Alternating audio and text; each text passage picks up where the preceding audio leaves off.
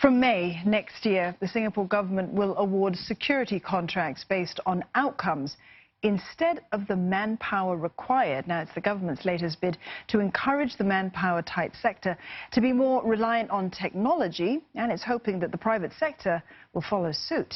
Ahmad Khan tells us how. Video analytics make sense of movements on camera, which is why it's increasingly used in the security sector. In an industry hit by an aging workforce, it cuts down the number of officers needed for a job, which means more emphasis on outcomes and less on physical bodies. This company uses video analytics when pitching to potential clients. Such outcome-based tenders now account for 20% of business.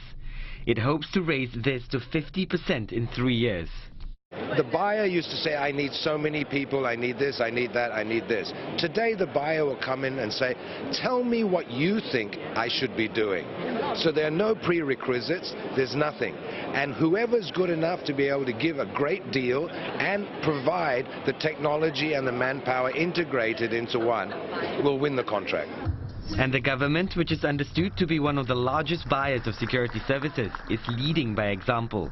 When contracts start by stipulating the outcome and not merely specifying a certain number of security officers, security agencies are free to think of how technology can be used to augment manpower and start providing integrated security solutions. To support the change, security consultants are expected to play a greater role. They will help assess how best to match resources to outcomes for both buyer and provider. And to ensure they're qualified, the Home Affairs Ministry and security agencies have signed an agreement to accredit them to assure consumers. For security providers who want to deploy video analytics but don't know how, there will also be what's called a technical reference to help them choose the right systems and deploy them if needed alongside existing manpower.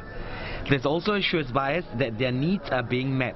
So what we want to do is to give them some confidence that if they follow what is stipulated in the technical reference, that the solution that is put in, the technology that is put in, will be able to do the work of the officer that has been is essentially replaced by the technology.